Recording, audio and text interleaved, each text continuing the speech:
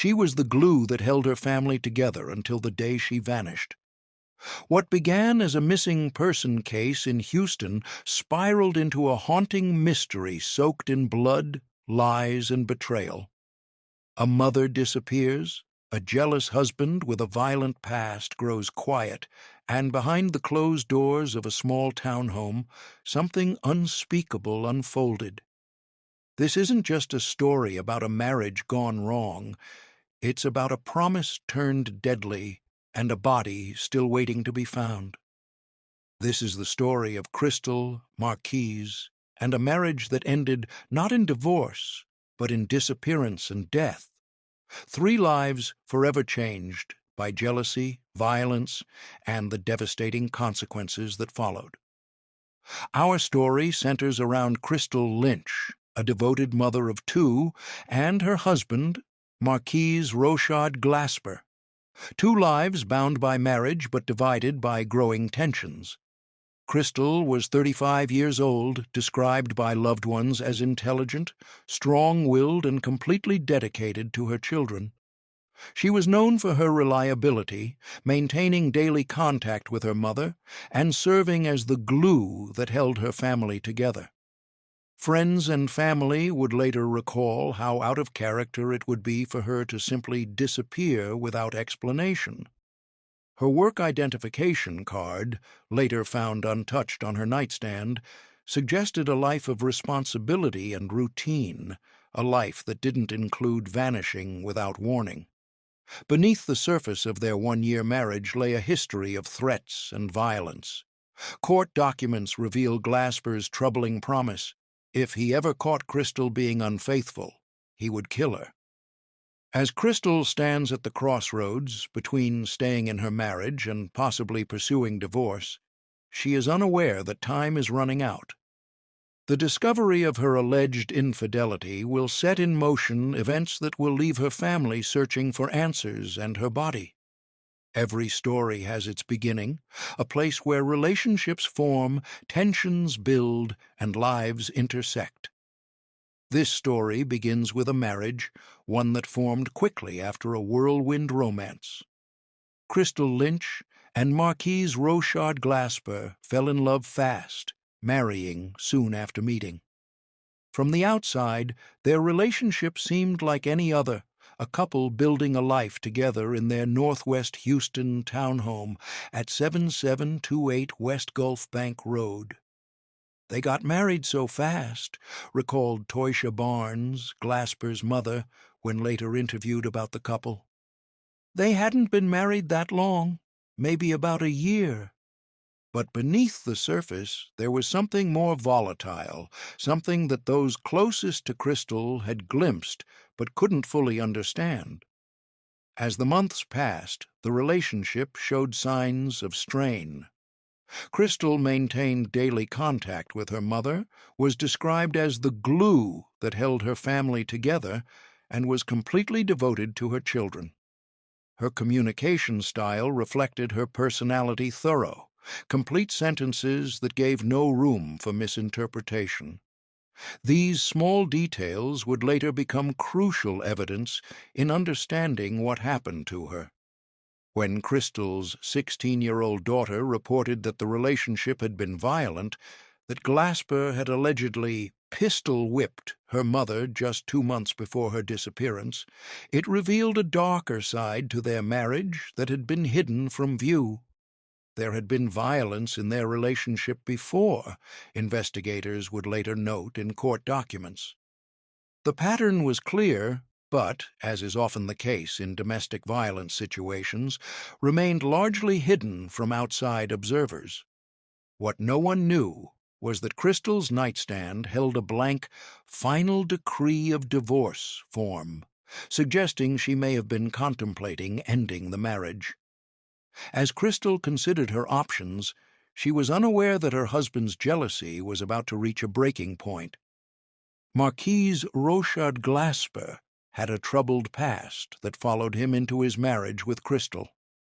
At 37 years old, he carried the weight of 2 previous convictions for aggravated robbery, one in 2003 and another in 2017. He had served 5 years in prison for a robbery committed in 2002. These weren't minor offenses, they were violent crimes that spoke to a pattern of behavior that continued into his personal relationships. The aggravated robbery convictions meant he was legally prohibited from possessing firearms, a restriction he would ignore with fatal consequences. This history of violence lurked beneath the surface of their marriage, threatening to erupt at any moment. As the relationship progressed, Glasper's behavior became increasingly controlling. Family members later revealed to police that he had threatened to kill Crystal if he ever discovered she was being unfaithful. If she ever cheated on him, he would kill her, one family member told police words that would prove tragically prophetic. Crystal's daughter noted how their relationship had been marked by violence, providing a glimpse into the fear that may have permeated their home. Despite these warning signs, the marriage continued until everything changed on May 5, 2023. On this day, according to friends of Crystal, she went on a double date. It was reported that Glasper caught Crystal in the act of cheating, a discovery that would prove to be the catalyst for the tragedy that followed. The details of how exactly Glasper discovered the alleged infidelity remain unclear. But what is known is that this revelation unleashed a fury in him that had been building for some time. The threats he had made before, merely words until that point, now hung over Crystal like a dark cloud. The morning of May 6th, Crystal exchanged text messages with a friend about the previous night's events. Later that afternoon, more messages about the affair were sent from Crystal's phone, but her friend suspected these were actually from Glasper, attempting to extract more information about his wife's alleged infidelity. In a phone interview with police during the investigation, Glasper admitted to physically assaulting Crystal after discovering a previous instance of infidelity that he claimed occurred while he was incarcerated. This revelation established a pattern of violent reactions to suspicions of cheating within their relationship. Glasper's behavior became erratic, his jealousy consuming him as he grappled with the betrayal he believed he had uncovered. His past threats to kill Crystal if she ever cheated now hung in the air like a premonition. To investigators, Glasper would later claim that his primary concern was to reconcile with Crystal after she confessed to the affair. But his actions in the hours and days that followed told a very different story. The last confirmed sighting of Crystal Lynch was around 9 p.m. on May 6th at their apartment on West Gulf Bank Road in the presence of Marquise Rochard Glasper. What transpired in the hours that followed would become the focus of an intensive investigation. Later that night, Crystal's 16-year-old daughter texted her mother to request a ride home from her job at Taco Bell. The response was uncharacteristic short slang words instead of Crystal's typical complete sentences.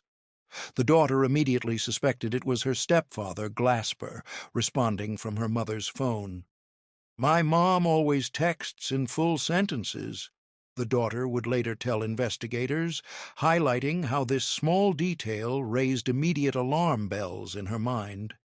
Glasper eventually arrived to pick up his stepdaughter around midnight, approximately 3 hours later than expected. He was driving a silver Jeep and, alarmingly, had a gun with a distinctive blue grip tape visibly tucked in his pants pocket. The daughter recognized this as their shared firearm and found it unusual that Glasper was not concealing it as he typically did. The daughter's statement to police detailed this unsettling observation. "He usually conceals his gun, but that night it was visible in his pocket." These small abnormalities in behavior, the delayed pickup, the visible weapon, the strange texts, were the first signs that something was terribly wrong. When questioned later about his tardiness, Glasper claimed he was delayed because he was dropping off some weed. an explanation that raised further questions about his activities during those crucial hours. Upon returning to the apartment, the daughter noticed her mother was nowhere to be found. Glasper's behavior became increasingly strange, checking on the daughter repeatedly throughout the night, asking if she was okay, acting in ways that, in retrospect, suggested he was trying to gauge if she suspected anything was amiss. The following morning, Crystal Lynch had not returned home. Her daughter, deeply concerned by her mother's absence and the unusual events of the previous night, contacted a friend to pick her up. Later that day, she reported her mother missing to the authorities. "My mom doesn't use drugs. She wouldn't be gone this long without contacting me," the daughter told police, emphasizing how out of character this disappearance was for the reliable, attentive mother she knew. As investigators began looking into Crystal Lynch's disappearance, they quickly identified troubling elements that suggested foul play. On May 19th, investigators contacted Glasper to request permission to search Crystal's SUV. During this call, Glasper was reportedly evasive and abruptly ended the conversation, claiming he needed to go to work despite not being scheduled until later that night. His reluctance to assist only deepened the investigators' suspicions. "He was evasive during questioning and abruptly ended the call," noted one report, highlighting behavior that seemed inconsistent with someone genuinely concerned about finding their missing spouse. The forensic evidence discovered during the investigation told a grim story.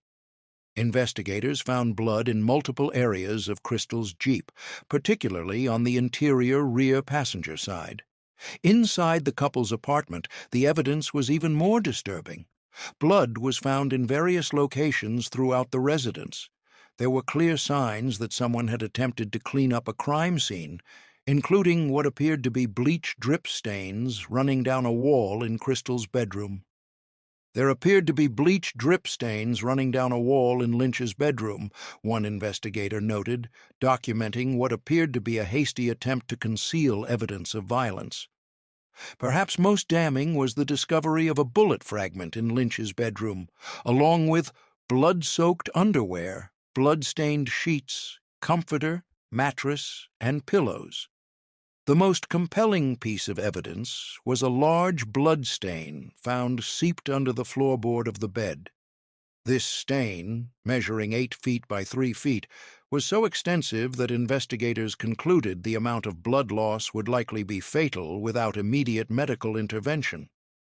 Based on the amount of blood loss, death would be imminent without immediate medical attention, stated the medical examiner's assessment, painting a grim picture of what likely occurred in that bedroom. Camera footage obtained from a store located across the street from the couple's residence captured what authorities described as abnormal driving behavior on the night of Lynch's disappearance, suggesting that Glasper may have been involved in transporting a body or disposing of evidence.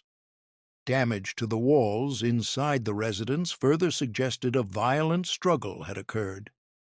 Investigators formed a theory.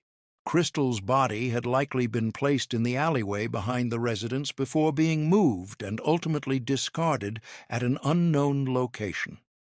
Despite the mounting evidence, one critical element remained missing: Crystal Lynch's body. Based on the totality of the evidence, authorities believe that Crystal Lynch's body was likely placed in the alleyway behind the residence before being moved and ultimately discarded at an unknown location. For nearly 7 months after Crystal Lynch's disappearance, Marquise Glasper remained at large. Despite the substantial evidence gathered, including the blood evidence and witness statements, authorities were building their case methodically. "Murder cases without a body are challenging but not impossible to prosecute," explained one legal analyst familiar with the case. "The key is the strength of the circumstantial evidence and the forensic findings." On Saturday, November 25th, 2023, the Houston Police Department's SWAT team finally apprehended Marquise Rochard Glasper. He was charged with murder, tampering with evidence involving a human corpse, and unlawful possession of a firearm by a felon. The fact that authorities charged Glasper with murder despite not having recovered Crystal's body speaks to the strength of the circumstantial and forensic evidence gathered. The extensive forensic evidence, particularly the blood evidence and signs of cleanup, coupled with Glasper's suspicious behavior, created a compelling case even without recovering Crystal's remains.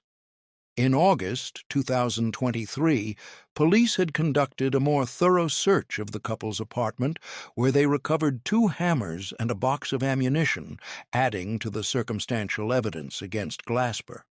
Each piece of evidence further solidified the case against him, even as Crystal's body remained undiscovered. Glasper's initial court appearance took place in probable cause court early Sunday morning, November 26, 2023. During this appearance, the judge denied bond for the murder charge, indicating the seriousness of the accusation.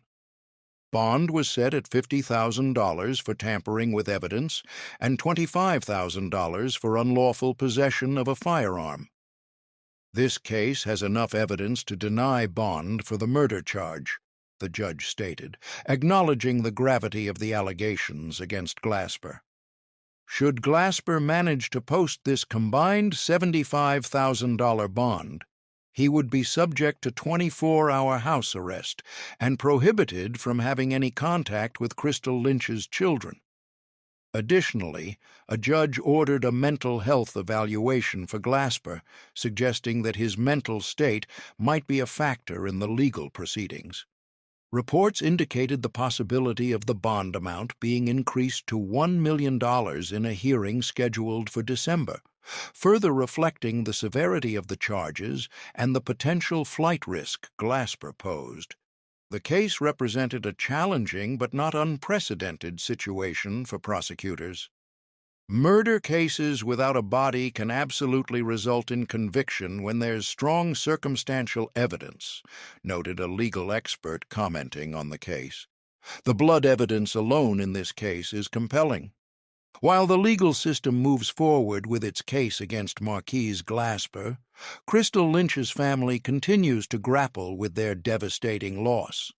Her sister, Jennifer Mumphrey, described the 6-month period between Crystal's disappearance and Glasper's arrest as an emotional roller coaster. "It's been a nightmare," Jennifer told reporters, her voice breaking with emotion. "First she's missing. Then we know something terrible happened, but we can't find her body. And all this time he was out there somewhere." The family has been desperately seeking closure, hoping that Glasper will confess and lead authorities to Crystal's body. "I just want to know why," Jennifer pleaded in an interview. "Why couldn't you just walk away? Why couldn't you just leave her be?"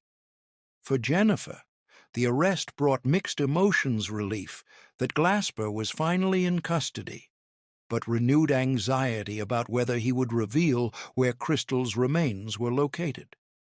Each day, without this knowledge, was another day of agonizing uncertainty for a family already devastated by loss. Crystal's 2 children, who have been staying with her sister in Dallas since she went missing, face the most profound loss. Their mother, described as loving and devoted, was suddenly taken from them, leaving behind unanswered questions and unimaginable grief. "Crystal was such a strong woman, such a devoted mother," Jennifer recalled, tears welling in her eyes. "Her kids were her world. They miss her every single day." The 16-year-old daughter who reported her mother missing carries perhaps the heaviest burden, the knowledge that she was one of the last people to interact with what she believes was her mother's phone, only to later realize she was likely communicating with the man responsible for her mother's disappearance. In a surprising twist, Glasper's mother, Toysha Barnes, spoke to reporters after her son's arrest. Her words revealed the complex emotions experienced by families on both sides of such tragedies. "If my son did this, then Crystal deserves justice," Barnes stated, acknowledging the possibility of her son's guilt while struggling to reconcile it with the person she knew. "Anyone is capable of anything under certain circumstances." Her statement revealed the brief nature of the couple's relationship. They had married quickly after falling in love and had only been husband and wife for about a year when Crystal disappeared. This accelerated timeline from courtship to marriage to alleged murder painted a picture of a relationship that formed without the foundation needed to weather serious challenges.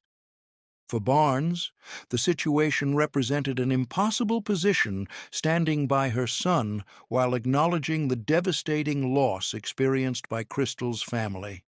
Her comments reflected the ripple effects of domestic violence, how it tears apart not just the immediate victims, but entire family networks connected to both the victim and the perpetrator.